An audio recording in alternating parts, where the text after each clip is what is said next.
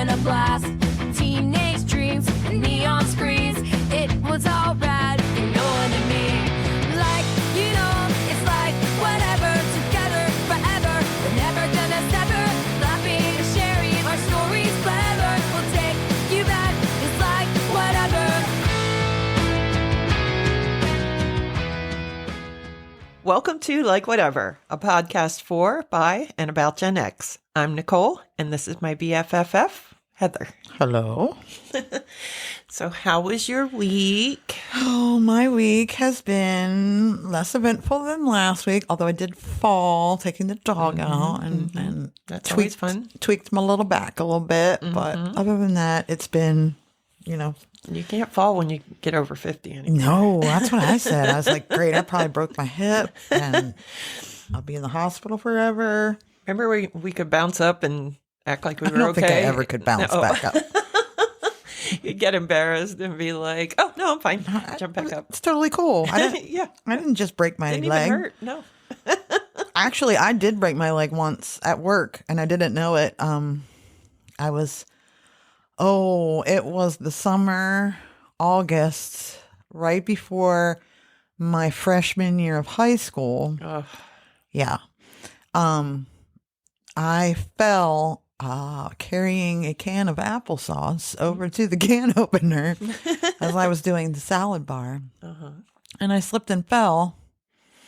And I went to try and get up, and I felt like I could not stand up. Mm-hmm. So I was like, oh, I don't know what's going on. And I was yelling for help, and no one cared because there was nobody in the kitchen. We weren't busy at the time.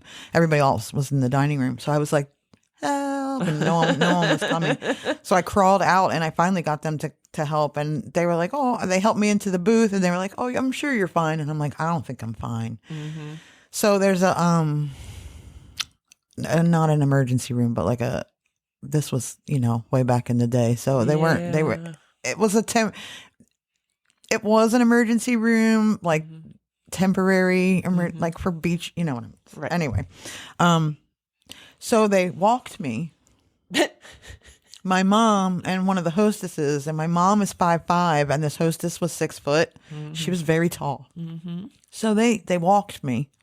Nice. 2 blocks down to the emergency room. Nice. Mm-hmm. And they did an x-ray, and then they said, it's probably just sprained. And we have a heart attack coming in. So, we're not going to be able to get to you at any point in the real near future. So you might want to just go ahead and go home. So my mom was like, all right. I don't want to be here anyway. So they did put a splint on my leg and handed me crutches and then left. And they didn't tell me how to use crutches. So I fell because I didn't know how to use crutches. Mm-mm. And then I got home and my mom, put ice on it. You'll be fine. Mm-hmm. And I got home, and the next morning I woke up and it hurt like a lot. Mm-hmm. And then the hospital called and said, oh, shit. Oops. Yeah. Hey, we finally looked at your x-rays and it's not good. So we're going to need you to come back. So my dad had to drive me to Lewis to actual baby because they actually drove, I guess, the x-rays up too, because there was no computers at the time. Right. I guess an actual doctor looked at them and was like, yeah, you did it. So I had to start my freshman year of high school with a cast on my leg. Ugh. And crutches. Ugh. Good times. Is that the only bone you've ever broken? That's the only bone I've ever broken. I've never broken a bone. I broke a toe too, but I don't think that counts. I think I broke a toe once. Yeah, I feel like everybody broke it. Yeah. Pretty much. Yeah. So, yeah. Fun fact about Heather, I have a fractured ankle, whatever it is. It was, and then it grew back really, really well when for reals, they x-rayed it again when they took the cast off, and they were like, oh, it really healed well. We can't even see where it was. So maybe I didn't break it. It's hard to say, but maybe it was like a hairline fracture. I think it was a hairline fracture. And I drink a lot of milk, so I don't know if I just rebuilt my... I might be bionic. I'm not sure. I just see these little milkmen down there with like their little hammers and stuff, fixing up the bone. I do. As you're drinking milk. I have milk currently. it's not straight up. I like sometimes to just put a little bit of coffee in my milk. And that's basically what I drink and pretend it's coffee when it's mostly just coffee flavored milk. I've been on a big chocolate milk kick because I am still doing dry January. And I have to share that it sucks this time around. So I did it for the first time last year. Right. But at that point, I was drinking more than I wanted to be drinking. And I had some bad habits that I wanted to break. So it was great. Like, I felt better. I was sleeping better. I was losing weight. Like, it was all great. Right. But since then, I only do like a glass of wine in the evening. And it's very relaxing. And I like to have it. They say it's good for you too. I know. And it takes me a couple hours to even sip through the wine. Like, I'm not drinking it, but that fast. But so that sucks because I miss it. But then I tell myself, well, if you're feeling like this is why you need to be doing dry January because it's called withdrawal. Yeah, it's always good to make sure that you can do it. Yeah, so I have needed something to like replace the wine. So Chocolate milk it is. Yeah, whole milk. Whole Nesquik milk. powder chocolate. I mean, I make the real deal. Now you're talking my language. Yep. I bring the spoon with it so I can continually stir it as it settles to the bottom. See, when I make, this is Dunkin', but when I make my own coffee, which is out in the car still, I fill it like, I put massive amounts of sugar in the bottom. Then I put my coffee, I mix up instant coffee in a big 2-quart. Oh, I love instant. Because you can make it so strong. Yeah. Yeah. We have Nescafes on the weekend. I'll look at Jay and say, go make us Nescafes. And he puts cinnamon and everything in it. They're so good. I have Starbucks as an instant coffee. And so I make like 2 quarts of it at a time. And then I pour my coffee in and then about half coffee, half and half. I sometimes cream. Right. But mostly it's half and half. Yeah. And then I dump a lot of Hershey's syrup because the sugar just wasn't enough. Yeah. Yeah, it's been great. But I also have to say that this podcast is helping me to get through dry January because I am big on accountability and integrity. So I would either have to tell you I broke it, which would suck, or lie about it, or just not bring it up. So now I have to just do it. So, which is fine. I can. I'm just whining. That's sure all you can. I just want to. You only have wine. like 15 more days. It's like 2 weeks. No, I'm just kidding. I mean, it's not like I'm freaking out or anything. But I'm just saying it's funny that this time it was so much harder when I was drinking so much less. So Well, it's the habit. Yeah. I think mostly. That is it.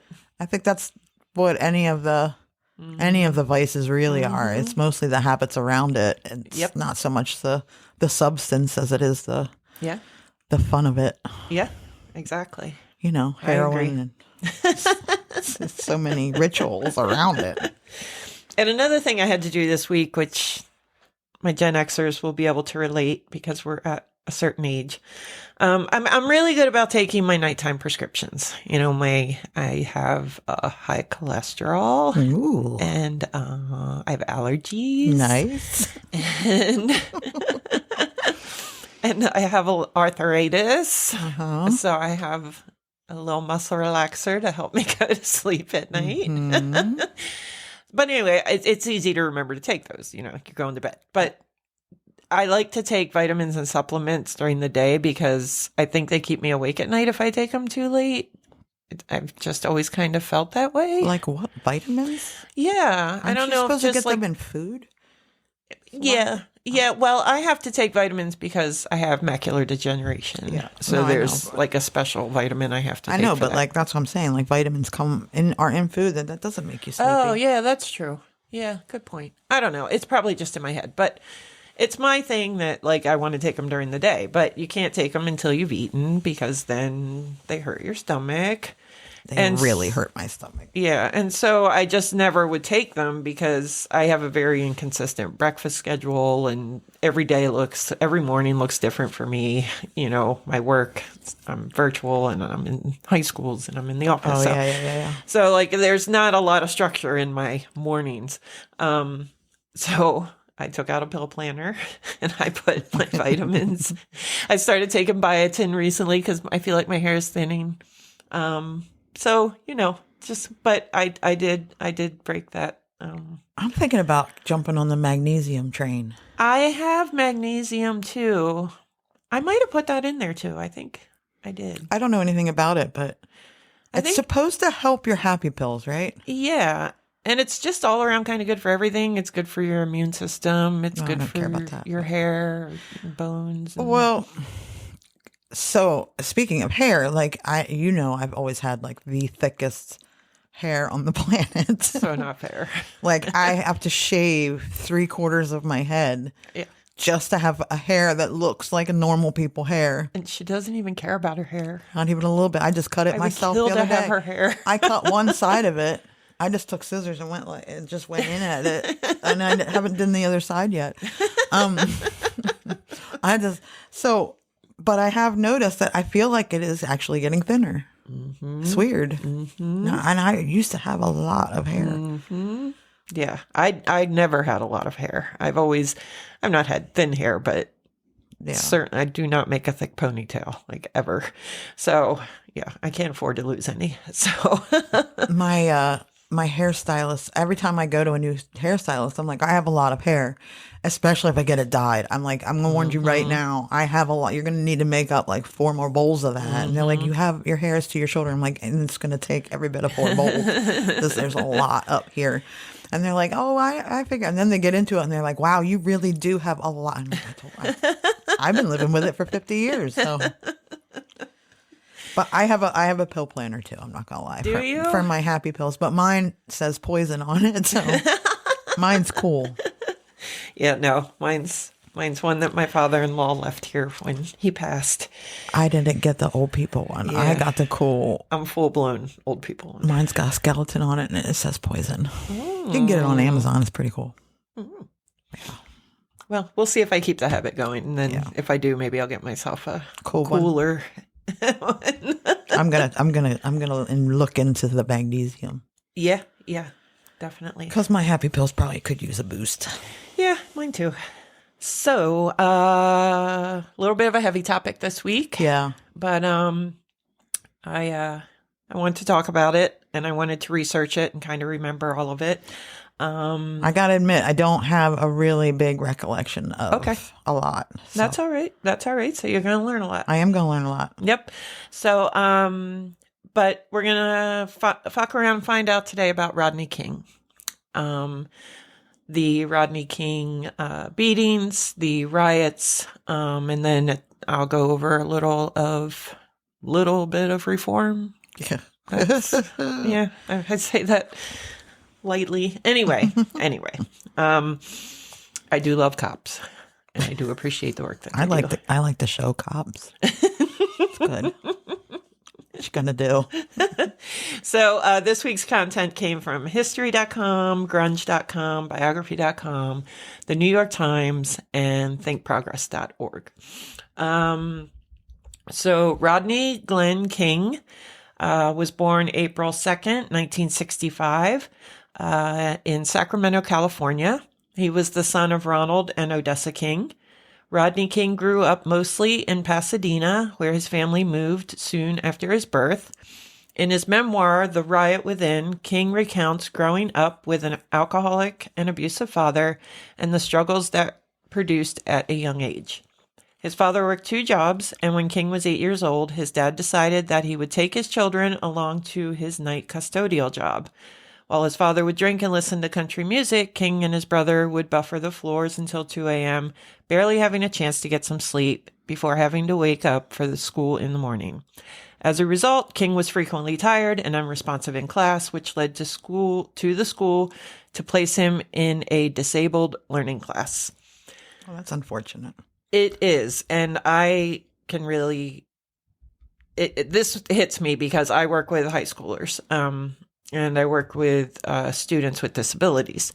And some of those students have learning disabilities, emotional disabilities, any disability. Right. So some of what these kids are going through, man, like, Yeah. it's crazy. Like this, I mean, it's a wonder they are where they are, that they are as successful as they have been up to this point, because They're not getting support from. ooh, and there's a lot of bad things going on in their lives That's such a sometimes. shame. Yeah, That's why I had that issue with Big Brothers Big Sisters. You know, you see what these kids are going through, and you think, I thought I had it. You know, right. I thought I was, just because I got yelled at all the time. Yeah, exactly. It's a very humbling experience. It definitely is. A lot of these kids don't know what love is. No. And it's awful. Anyway, so King attended John Muir High School and often talked about being inspired by his social studies teacher, Robert E. Jones. King's father died in 1984 at the age of 42. King had a daughter with his girlfriend, Carmen Simpson. He later married Danetta Lyles, which was the cousin of hate crime victim James Byrd Jr. and also cousin of rapper Mac 10. Oh. And he had a daughter with her as well. King and Lyles eventually divorced. He later remarried and had a daughter with Crystal Waters. This marriage also ended in divorce. King was found dead in his swimming pool on June 17th, 2012, in Rio Lato, California, at the age of 47. Oh, wow. Yeah. So that's a little brief biography of Mr. King. I'm getting thrown off because it's Martin Luther King's birthday too, and it literally just hit me that Rodney King. Never mind, don't mind me. I'm a little slow sometimes. So when I was saying King, I was like, "Wait, no, oh yeah, no, okay, don't mind me." She got herself confused. Yeah, It happens a lot. A lot. You don't even know how much I'd have to edit out. That's just, like, I don't even know. Just run on, like, what? Huh? Anyway, King started drinking at an early age and had various encounters with law enforcement before the notorious 1991 assault. And it's no wonder. I mean, this kid. Yeah. So in November 1989, he was arrested for assault and robbery and sentenced to 2 years in prison. After 1 year, King was released on parole and found a part-time job as a construction worker at the LA Dodgers baseball stadium. It's a good job. Yeah. King was an African-American man who was a victim of police brutality. In the early hours of March 3rd, 1991, King and two friends, Pooh Allen and Freddie Helms, decided to go out after watching a basketball game. They'd all been drinking, and King was behind the wheel when two California Highway Patrol officers, Tim and Melanie Singer, spotted them speeding down the 210 freeway. Wait. Are they? I don't know. I missed that when I was reading through this. Anyway, King reportedly led them on a high-speed chase, running a red light and nearly causing an accident before finally stopping near Hanson Dam Park. By the time King stopped, officers Lawrence Powell, Timothy Wind, Theodore Briseno, Rolando Solano, and I don't even care that I'm pronouncing these people wrong because they're awful, and Sergeant Stacy Kuhn had all arrived at the scene. The police ordered everyone out of the car, but only Allen and Helms complied. King stayed in the vehicle until police yelled at him a second time to get out. According to Melanie Singer's testimony, when King did get out of the car, he displayed erratic behavior, such as waving at the police helicopter and waving his butt at the officers.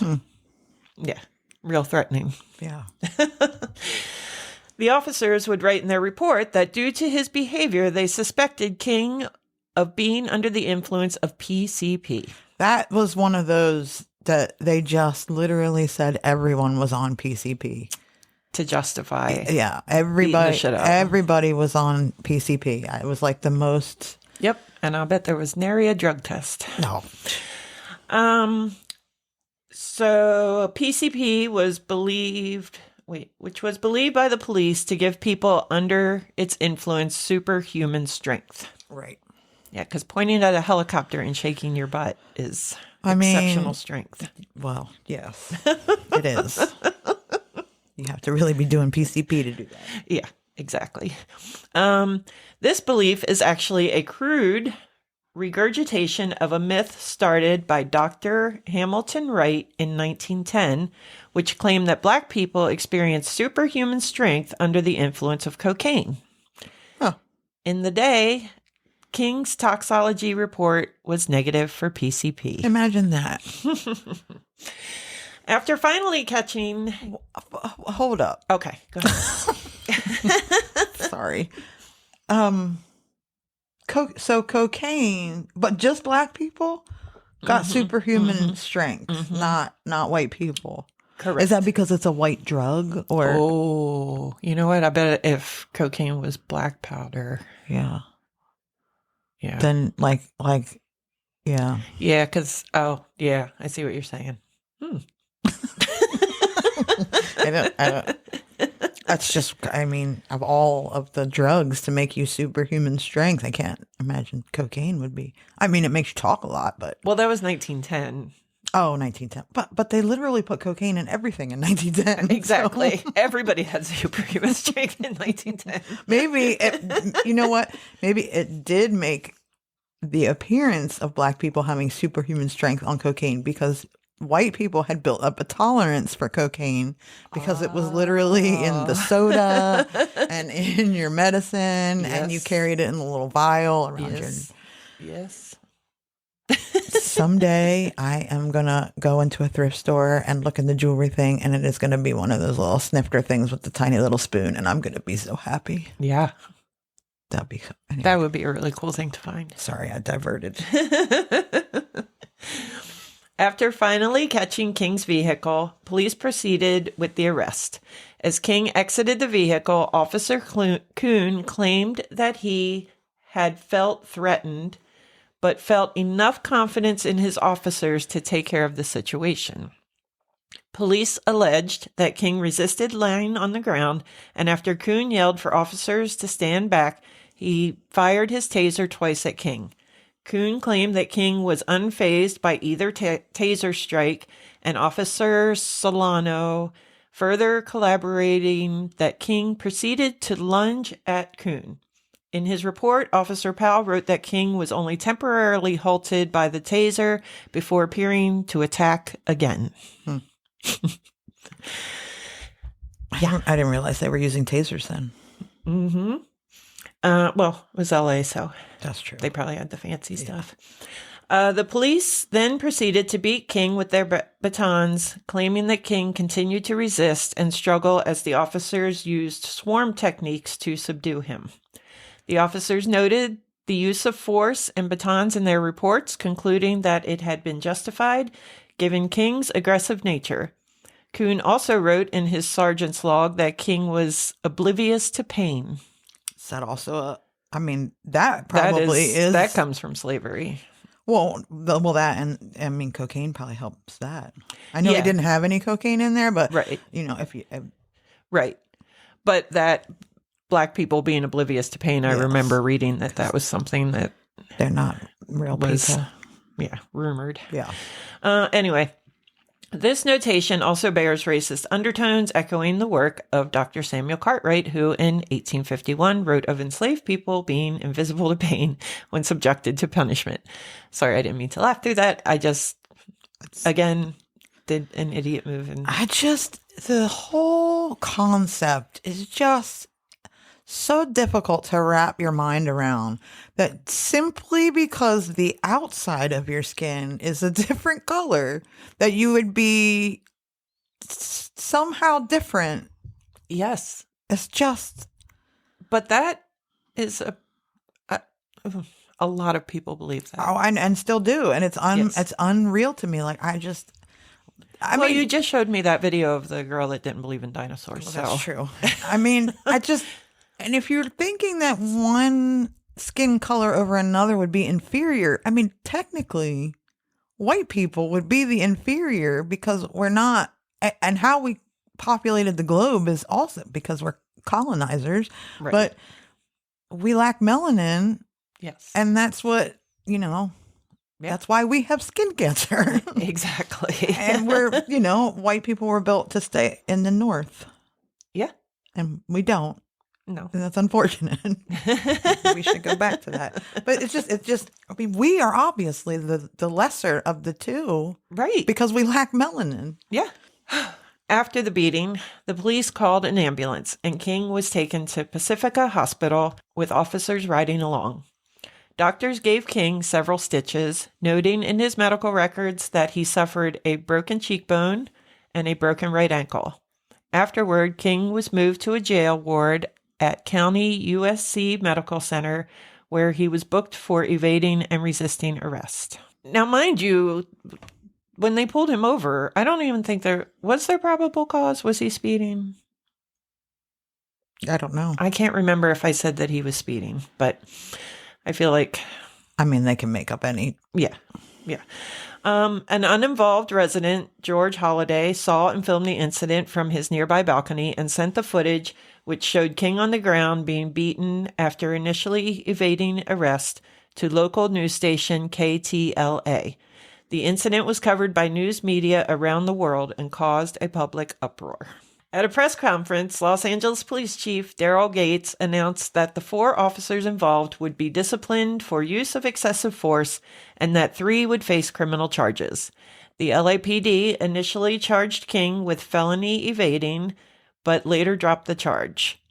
On his release, King spoke to reporters from his wheelchair with his injuries evident, a broken right leg in a cast, his face badly cut and swollen, bruises on his body, and a burn area to his chest where he had been jolted with a stun gun.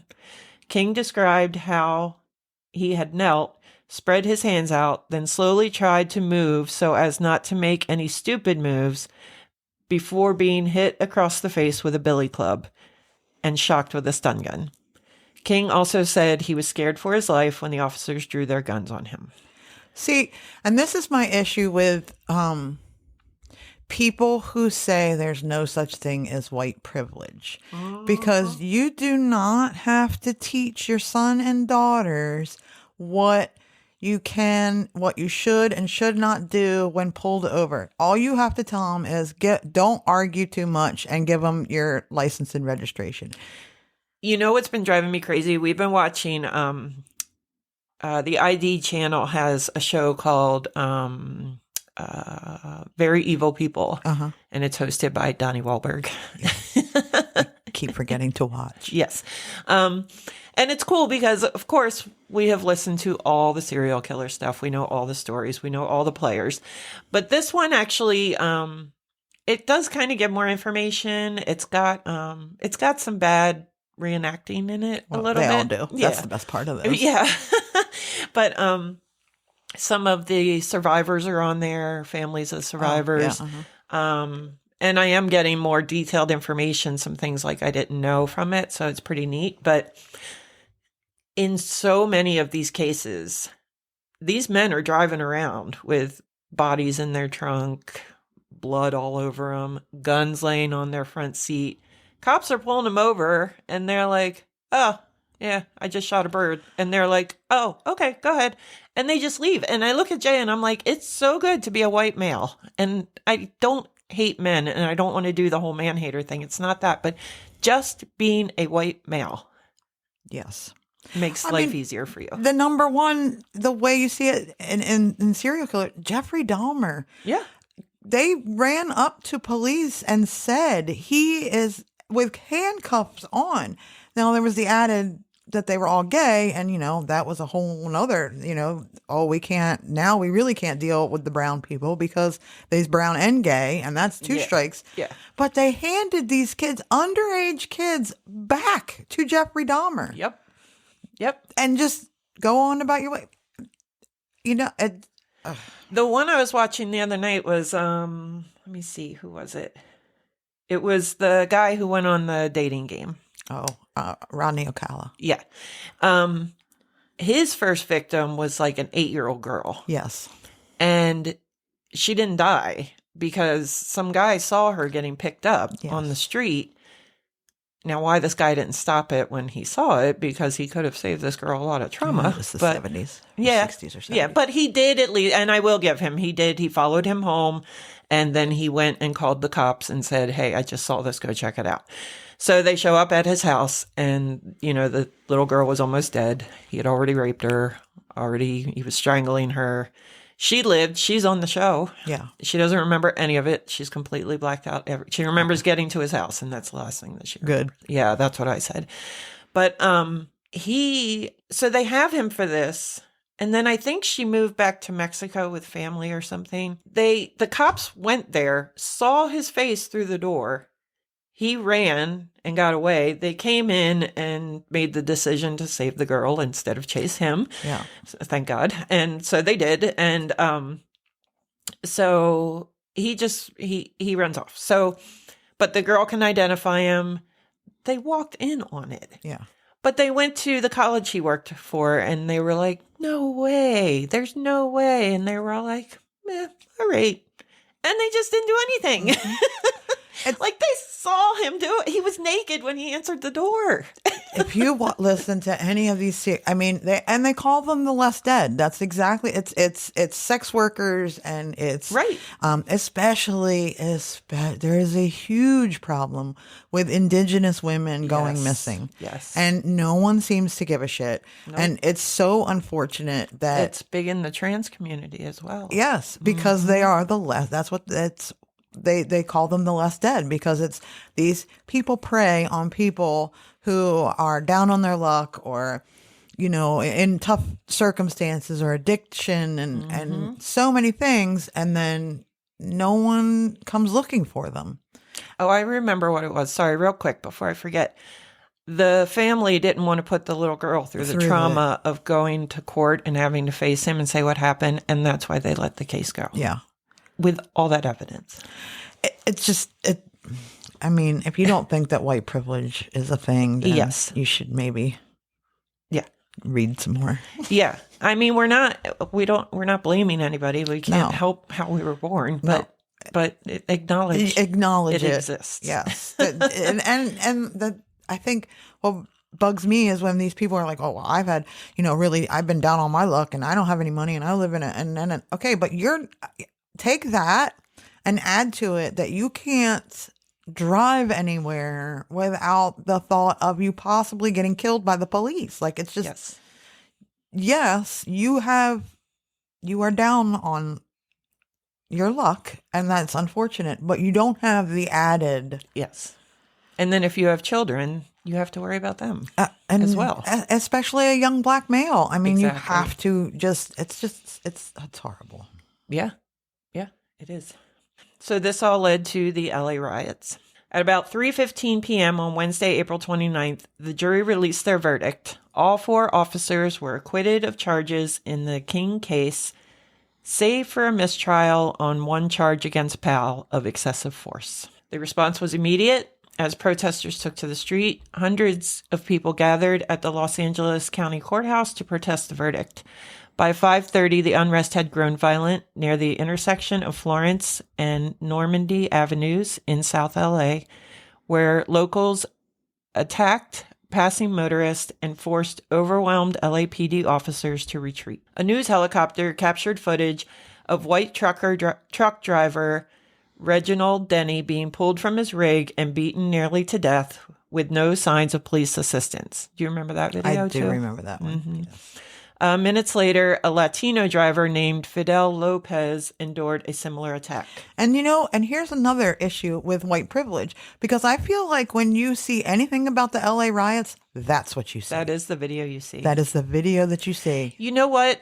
There was a period of time where, I just hadn't thought about it for a while. And when I did think about it, I was picturing Rodney King getting pulled out of a tractor trailer. but the video is the white man being yeah. pulled out of the tractor trailer. But that is the memory engraved That's- in my brain. When any of it, it's exactly, and that is exactly the way it was done. Because when you think of Rodney King, you think of Reginald Denny being pulled out of that tractor trailer and being beat. And that's, Yep. it's, Yep. When that really had nothing to do no, with it. and that is exactly how I'm not going to get into a conspiracy theory about the media, but that is how you are manipulated into believing what the narrative is. Yes. Especially then, where it wasn't 24-hour news and you didn't have bystanders on the street where you can just video everything all the time. It Right. You were sold goods, and that's what you remember. In a matter of hours, neighborhoods across South and Central Los Angeles were in flames as rioters firebombed thousands of buildings, smashed windows, looted stores, and attacked the Parker Center Police Headquarters in downtown LA. By the end of the day, California Governor Pete Wilson had declared a state of emergency and ordered the activation of reserve National Guard soldiers. The citywide unrest showed little signs of abating on April 30th, prompting the suspicion of rapid transit, mail service, schools, and professional sports games. Suspension is the word I wanted. Whew. Many businesses closed, leaving residents to wait in long lines for food and gas, while other store owners, like bands of armed Korean merchants, chose to engage the looters. And okay, look, it is unfortunate that they went after these neighborhoods that should not have gone at. And most of the neighborhoods were Black-owned, Korean-owned, minority-owned. And that is unfortunate. I mean, violent looting and violent rioting is never really the answer. But you have to understand the frustration that is built behind it. Can you imagine that for decades you have been living this life and finally you have proof and evidence, and yes, things are going to change, things are going to get better, people are going to believe us, and nothing happened? Yeah. What did you expect them to do? Yeah. Go home and just go about their day? Yeah. I mean, but yes, violence is not the answer, and it is not fair to the other people involved, but that was just a volcano ready to erupt. It right really there. was. Although some 2,000 National Guardsmen had reached the city by 8 o'clock that morning, a lack of proper communication and equipment prevented effective deployment until later in the afternoon. May 1st, the third day of continued riots, was marked by the televised appearance of King, who asked for the mayhem to stop, quietly pleading, "Can we all just get along? Can we all get along?" I think we all remember it as, "Can't we all just get along?" Yeah. I thought so. That's one of those Mandela effects they talk about all the time. Like Sinbad was in a movie, Yes. and apparently he wasn't. About a genie. That evening, President George H.W. Bush also took to the airwaves to denounce both the senseless deaths of the riots and the police brutality that inspired them, and to announce the dispatch of thousands of federal officers to Los Angeles. It's a great idea to put places under martial law. Yeah, it's always a great idea. By May 2nd, with 6,000 National Guardsmen bolstered by the addition of another 4,000 federal troops and Marines, the disorder had largely quelled. An estimated 30,000 people marched at a peaceful rally for Korean merchants, and volunteers began cleaning up the streets. Meanwhile, arraignments began for some 6,000 alleged looters and arsonists. I bet they got charged. Or convicted. I'm sure they did. Highway exits reopened and police began recovering stolen merchandise the following day, the only significant trouble coming when National Guardsmen shot a driver who attempted to run them over. On May 4th, Mayor Bradley lifted the citywide curfew and residents attempted to resume day-to-day activities with schools, businesses, and rapid transit resuming operations. Federal troops stood down on May 9th, and the National Guard soon followed, though some soldiers remained until the end of the month. The final tally for the LA riots included 2,000 injuries, 12,000 arrests, and 63 deaths attributed to the uprising.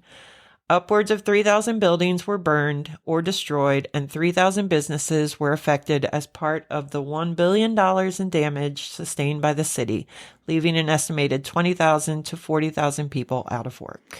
And that's unfortunate because it's 20 to 40,000 people who really were probably living paycheck to paycheck. Right. And they exactly. couldn't really afford. The whole thing is unfortunate. So I also wanted to add to this story because I have personal stories to go along with this was the effects that this had in New York City. Right. So new nonviolent protests against the Rodney King verdict unfolded in New York City and New Jersey. Authorities in a half dozen communities across the metropolitan area toted up a night of disorder by ugly crowds that smashed windows, hurled rocks and bottles, and engaged in minor looting. But officials in New York and New Rochelle, where most of the trouble had occurred, noted that the level of violence was far lower than in other cities hit by tremors from riot-torn Los Angeles. Right. And while police said there had been no deliberate policy of restraint, some witnesses said officers avoided confrontations where possible and that this may have eased tensions. Now, see, that's some smart Yes. police work. Yes. Because that's one thing I learned in mental health, that you have to diffuse the situation. Right. If you both get angry, It's not going to go anywhere. no. Good. Right, exactly. Plus, and it's surprisingly easy to bring down the temperature with people, really. Yeah, I would think so. Plus, they probably were on there binding their P's and Q's, knowing that Anybody was watching. Yes. And they were also probably pretty terrified that they didn't want that to happen. they didn't want to get killed Yeah. either. Yep. So merchants swept up glass and boarded up the gaping holes of broken windows in dozens of shops in Greenwich Village and New Rochelle, and there was no reoccurrence of the Friday night violence that led to 121 arrests and 41 minor injuries in New York. The vandalization and looting of 25 stores in New Rochelle and disturbances in Newark, Jersey City, and Bridgeport, Connecticut. On a summer-like day of azure skies and drifting vanilla clouds, Look at you being poetic. it seemed more suited to picnics than protest. 500 to 1,000 demonstrators led by the Reverend Al Sharpton marched from police headquarters to Folly Square and City Hall Park for a noisy but peaceful rally. Violence is not the answer. Amid chants of no justice, no peace, and stop the violence, stop the hate, Mr. Sharpton, who had brought busloads of people, told the crowd outside the federal courthouse of Foley Square that change, not violence, was the answer for those outraged by Rodney King's verdict. We are here to protest the violence. We are not the violent ones, he said. Don't color us the bad guys. We didn't get angry last night. We've been angry all along. I'm angry, but I'm not mad. I'm angry enough to change things. Clad in black sweatshirts and embellished, Emblazoned. Okay. I think that's the first word I haven't been able to say yet. With yellow lettering, Senator Sharpton, the candidate for the Democratic Senate nomination, had repeatedly warned the marchers earlier that anyone who became violent would be turned into authorities, but he sounded familiar, Truculent. Thank you, themes against the criminal justice system. I've been reading too long. My brain's getting tired. I am not a reader, by the way. It's not my forte. I'm pretty sure I have a learning disability, but that was undiagnosed.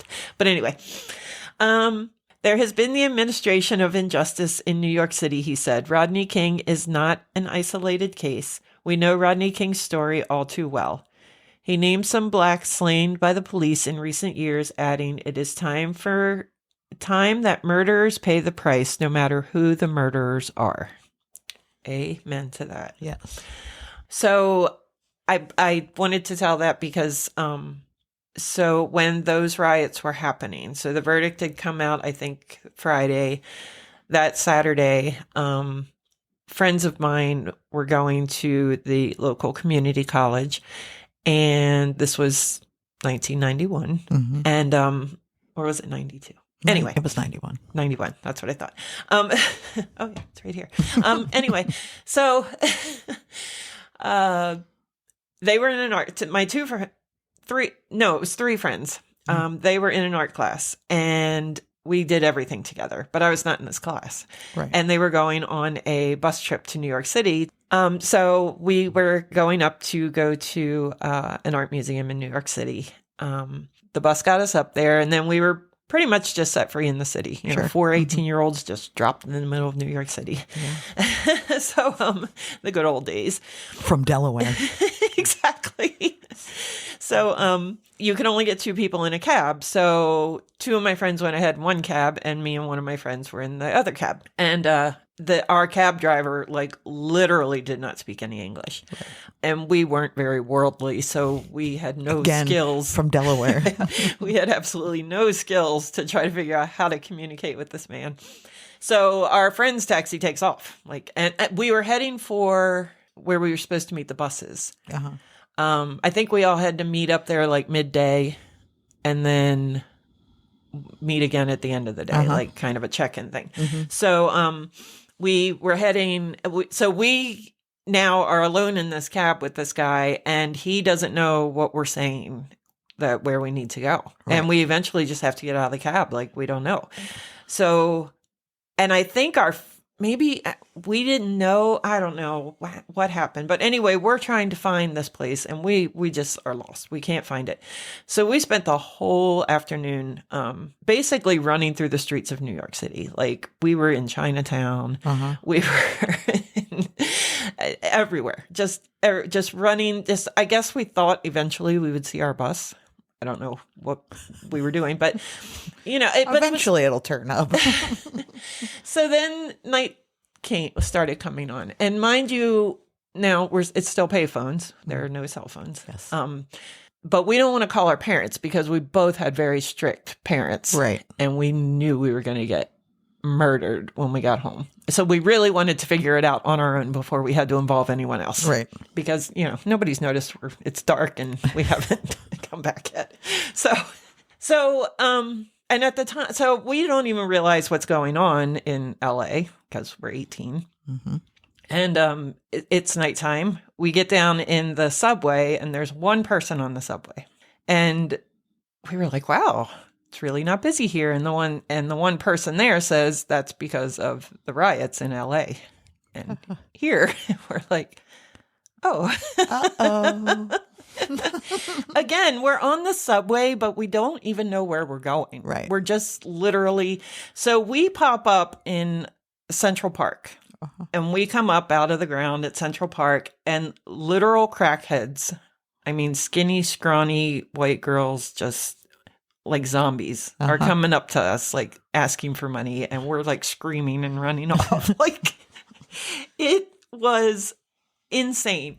But the streets, there was nobody out. There weren't people out on the streets. There was nobody in the subway. Eerie. We didn't see any riots, but we were definitely not in a safe situation. So we decided the gig was up. It's probably 8:00 at night by now. So I remember when I called my mom, she answered, and I said, "Hi, Mom." And she screamed, "Shut up." "Where are you? What?" And when I would go to answer, she was, "Shut up." She was, I feel awful. So, I mean, the bus had left us. Oh, Our sure. friends were home. Everybody was home. Nobody knew. And he calls, and he's just as dead as me. So somehow, I don't even know how they got paid for, but we got train tickets out of the city into Wilmington. And we took that, and my mom picked me up, and his dad picked him up, and bet that went well. Yeah, we're not going to talk about what happened after that, but yeah, I actually was right there. That's there. Scary. Yeah, it is scary, and it's crazy just how it's just nuts. And it's funny because I look at my kids, you know, they're adults now, but you still worry about them. But as teenagers, I'm like, oh my gosh, I hope they're not in this situation and this and that. And I'm like, I survived New York City. In the 90s. And it's not like New York City in the 90s was what New York City now not is. Safe. It was converting because like in the 50s, it was the gangsters. In the 70s, it was the titty bars and the triple X things everywhere. And it was It had just not been like, Disneyfied yet. yes. Yeah. And yeah, but it had gotten away from that stuff kind of. And it had, because I went to New York City the first time and only time I've ever been in the 90s. And I was like, I was 18. My friend from We Oregon. should go sometime. I love New York City. So Never mind. yeah, not a fan.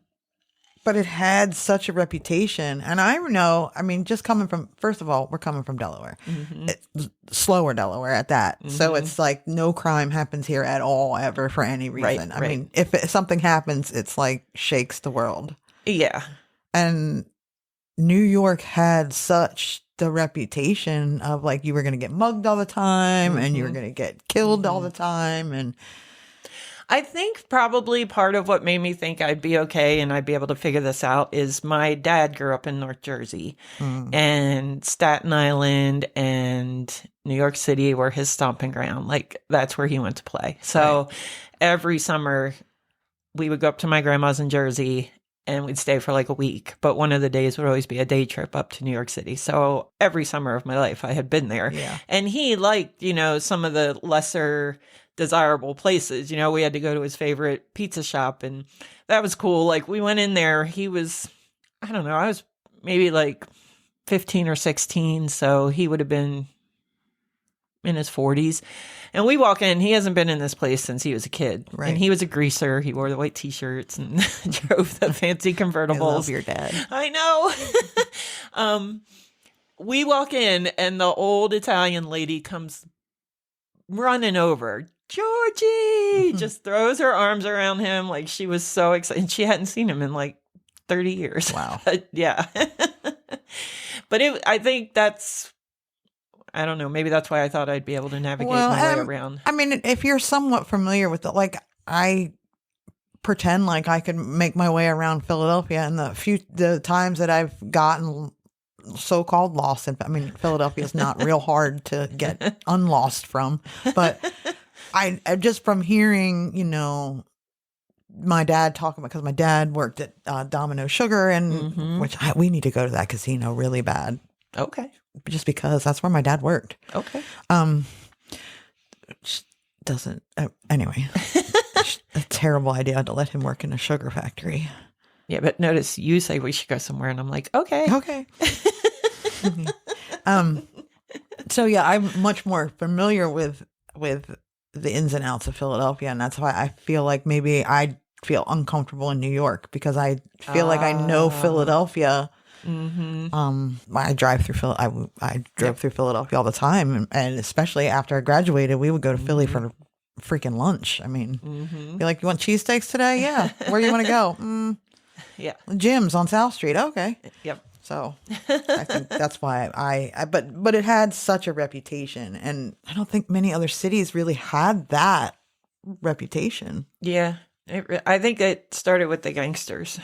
It started all that, and then the drugs. Yeah. The drugs. It's much safer, I hear now, than it is. Yes. I haven't been. It's lovely.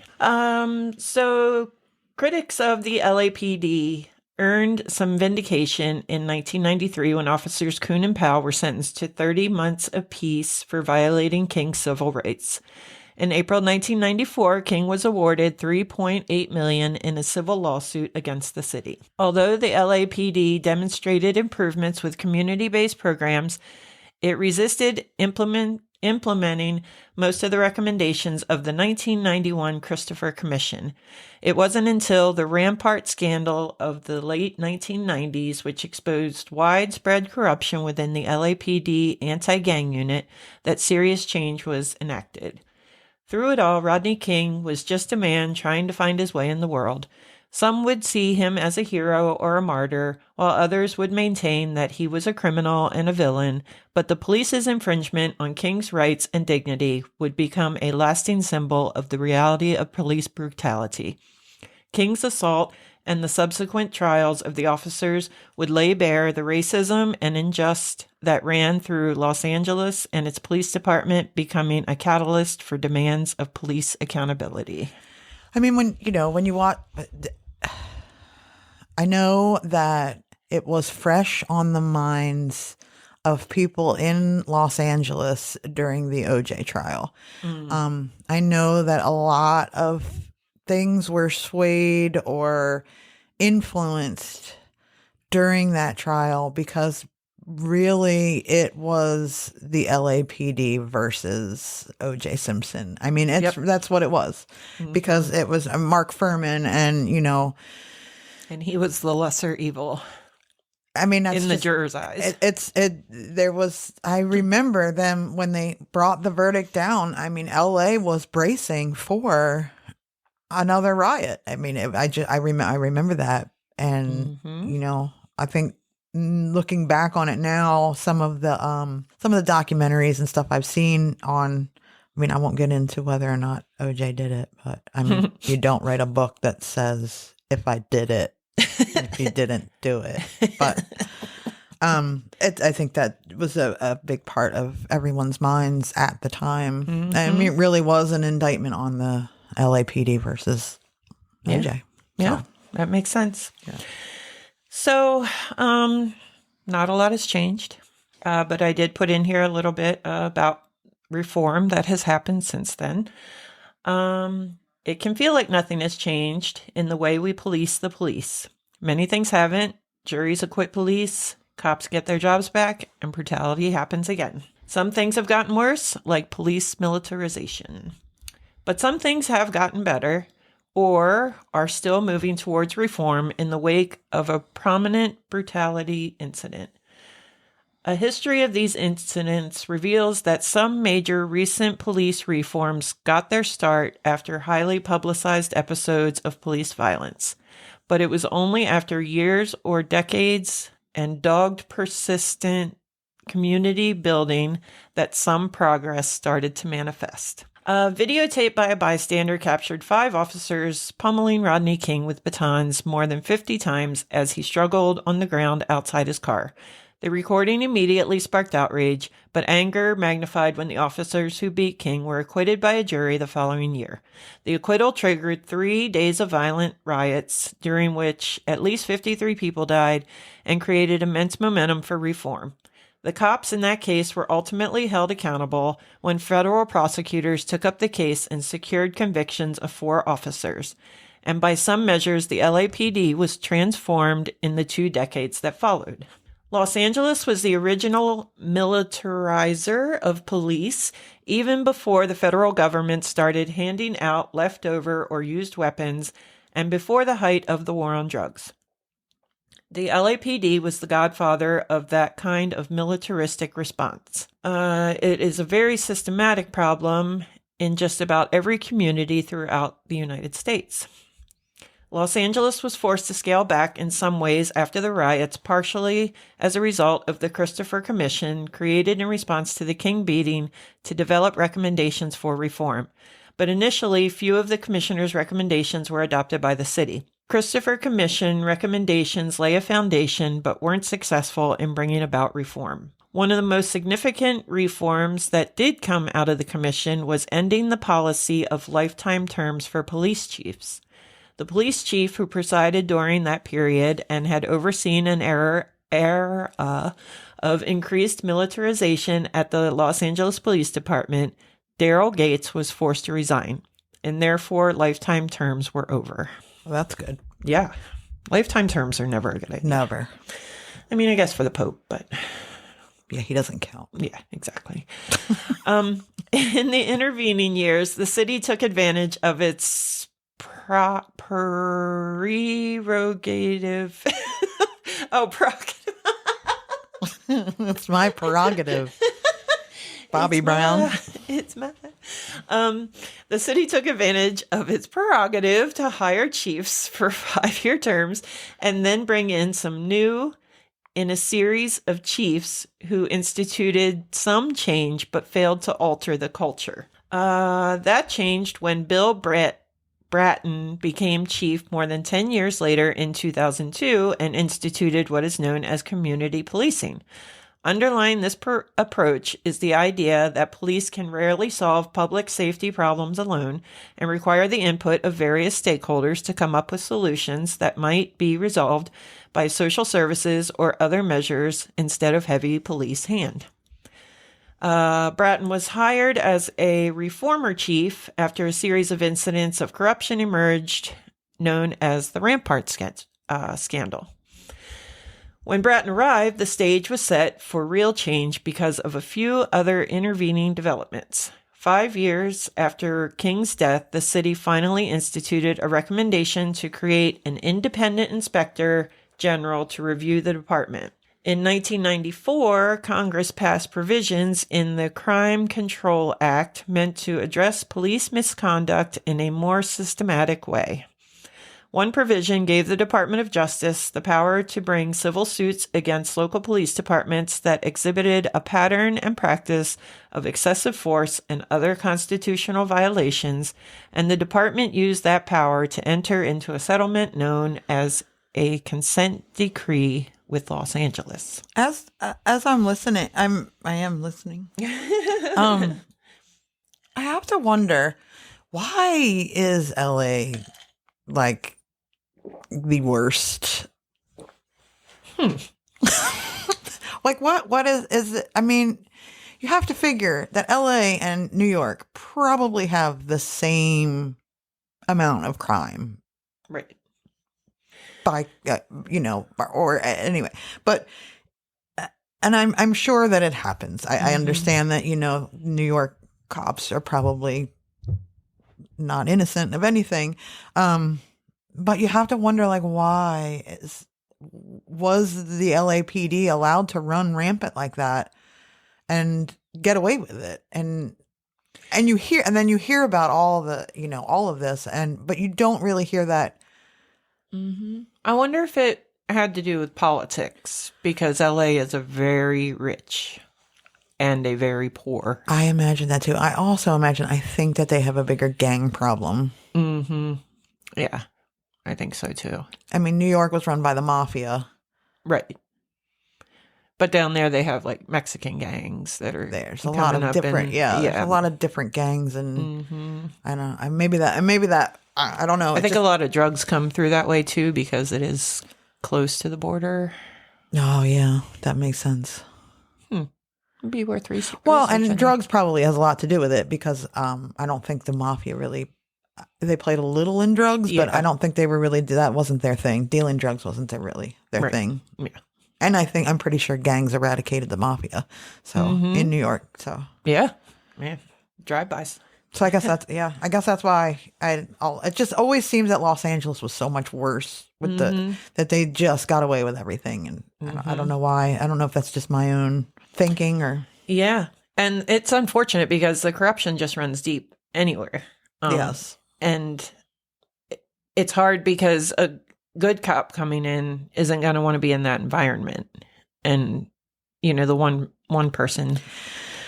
And that's just versus everybody else. So they move on to something else, and it's kind of like, they can say they're diversifying and they're hiring in more, ethnicities and stuff. But I mean, it also it takes you to Nazi Germany, where they were using some Jews to out other Jews. And it was a survival situation. Like, they had to do it.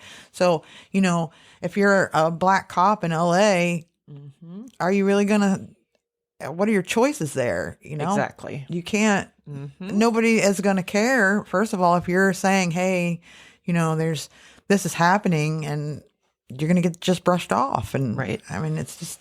Yeah, for sure. So this provision is perhaps among the most far-reaching remedies for holding entire police management structures accountable. Typically, Justice Department investigations that find constitutional violations result in agreements known as consent decrees that avert litigation by agreeing to federal monitoring and reforms.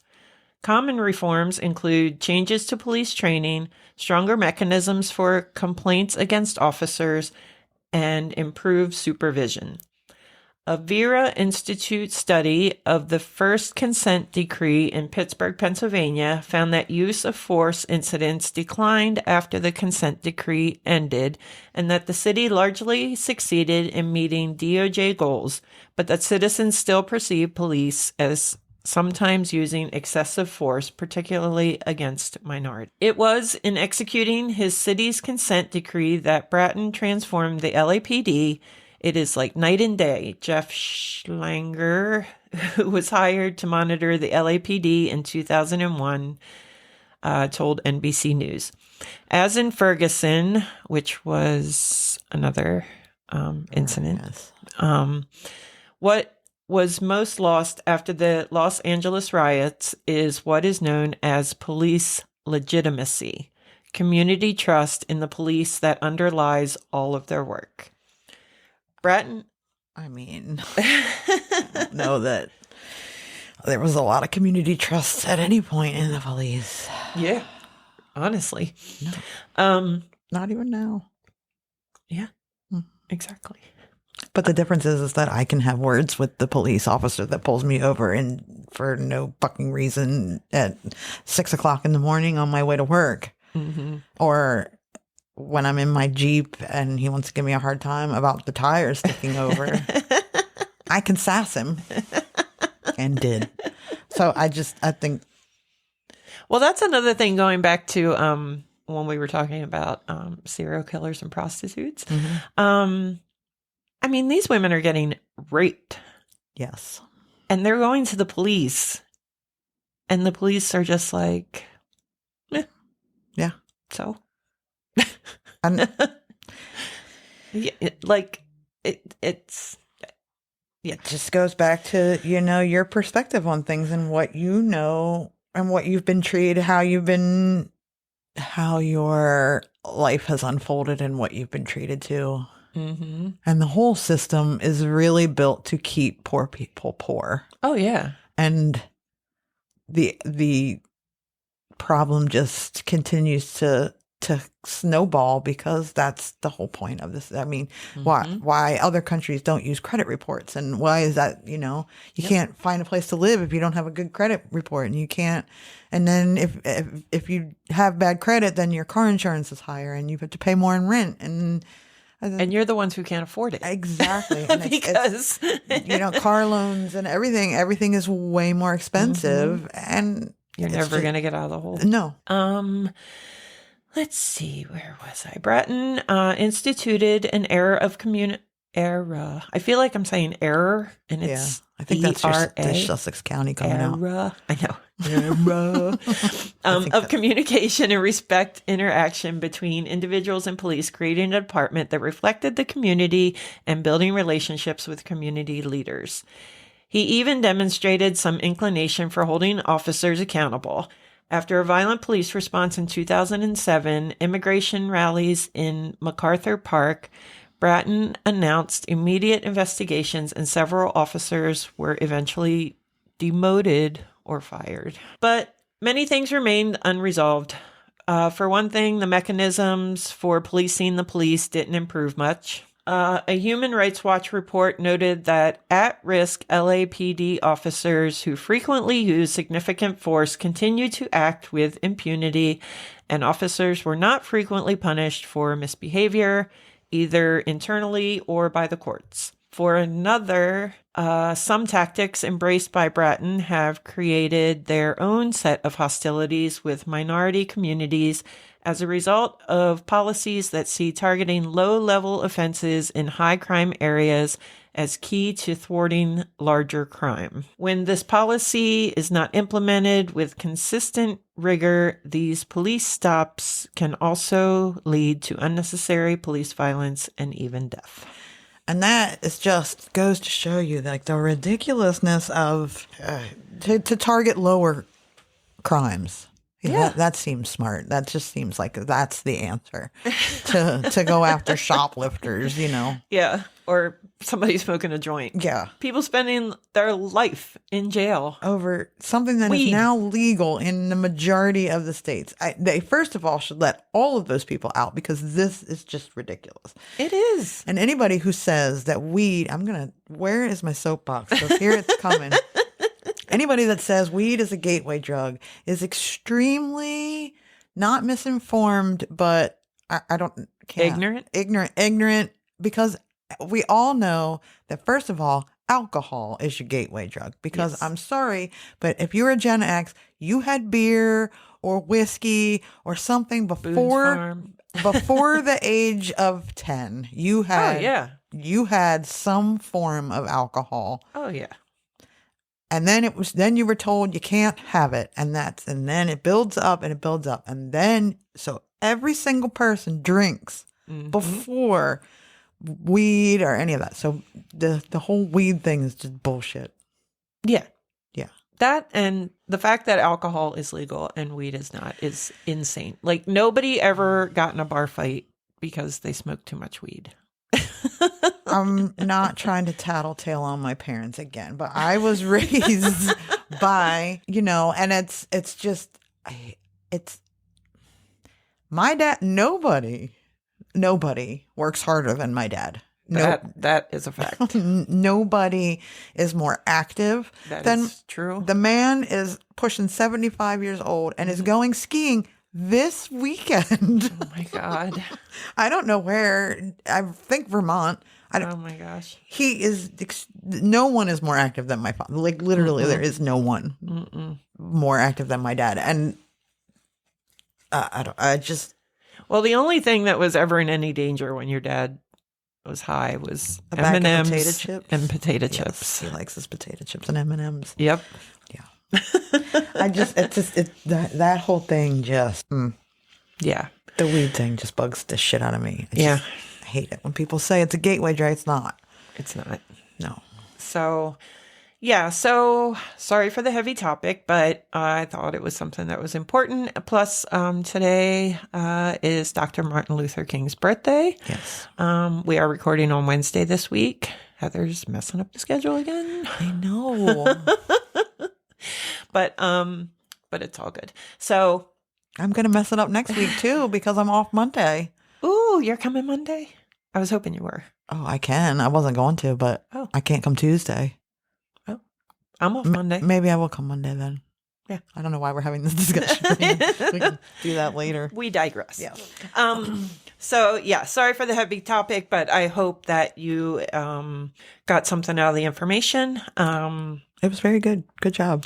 Thank you. I learned some stuff. Yeah. And he deserves to still be talked about. So, Yes.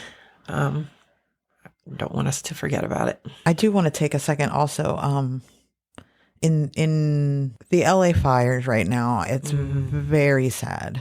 It is very sad. And not to do a complete 180 because, I think a lot of people are seeing it being handled wrong and are blaming a lot of people for the fact that planes didn't go up in 100-mile-an-hour winds. It wasn't to save a fish. And also salt water is very corrosive to the things that they use to dump water. And that's why they don't like to use it, but they are using it. Anyway, also, I know it's pretty popular to not feel bad for celebrities because they are celebrities and have a lot of money and can replace all the things. But I think we all know that there are things in these homes that you cannot replace. Even if you're a celebrity, there are photos of when you were a child or, anything in your own home that is sentimental to you that you cannot replace. They're people too. Yes. And just because they have the money to be able to rebuild, doesn't mean that it's not devastating and emotional for them. So, yeah, the trauma for this is just unimaginable. It's not just that you lost your house. Like, you lost your whole entire community. Exactly. The stores you shop at, the restaurants you eat at, the schools your kids go to, the church you attend, and your neighbors. you're everything. You've lost everything. And there are children there. There are teenagers there. There's, Your pets, everything. It's just gone. Yeah, it's absolutely horrifying, and I can't even imagine. And you're right. Yes, they can afford to replace it, but the mental toll that this is taking on anybody. I mean, anybody. Yeah, they can put themselves up in hotels or they have, 4 other houses elsewhere. Okay. Right. But, think about if you have anything else, like it's your stuff. It's your home. Exactly. I think probably a lot of these people that are losing their stuff are based in LA. So that is, it's not just a condo somewhere where they have. Right. The top tier celebrities have multiple homes, but right. But most of these people that are they just live there. Yeah. It's just very and it's very sad to see it. And I know that living anywhere has its, living here, we could get hit by a hurricane at any point. Like yes. it's I mean, it's a fact of life. I know California has to deal with fires all the time, and then they, earthquakes and all that. It's just very sad to see. It is. Happening. I heard on NPR yesterday that 1/3 of Malibu is gone. Just gone. And there's iconic hotels and the history, and that's another thing. It's the history. You don't, normally you just don't give a shit about LA. I mean, I'm sure some people that live in California give a shit about LA, but I think as typically as East Coasters, we just don't really think about is New York City. I mean, like when you think about LA probably doesn't come into mind that much. You think more of New York, but if you think about the history of film. I mean, how much of that history is now gone that these celebrities did have in their homes that they bought or that they took with them off of sets or there was a actual in-use elementary school, but there were so many TV shows and movies that were filmed at that school. And you have to think, it's okay, sure, it's probably frivolous to be worried about movie sets and stuff, but this is all part of our history, American history. We don't have a whole lot to cling on to. Exactly. Because it comes from everywhere else. But LA was, it's unfortunate and it's gut-wrenching to watch. It's so hard to watch. Yeah. But sorry, LA. Sorry. We're thinking of you. Yeah. So we hope that you all are really good and depressed now. Yeah, let's really bring it down, Debbie Downer. Really, really wanted to nail this one with a good ending. Yeah. So now we're gonna go. She's gonna break dry January. Yeah, because I'm so depressed now.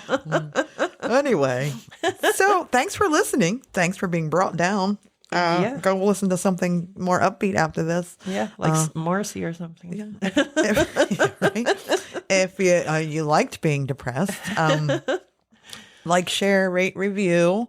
That helps us out and moves us up. You can find us everywhere you listen to podcasts. You can follow us on all the socials at LikeWhateverPod. We were on TikTok, and the TikTok ban, I think, is going to happen. So I got to figure something else out. And what the hell am I going to do with my life? Because that's all I do is watch the tickety-talk. I'm so lost. Anyway, so you can send us an email and tell us all about how sad you are now at likewhateverpod@gmail or don't like whatever. Whatever. Bye. Bye.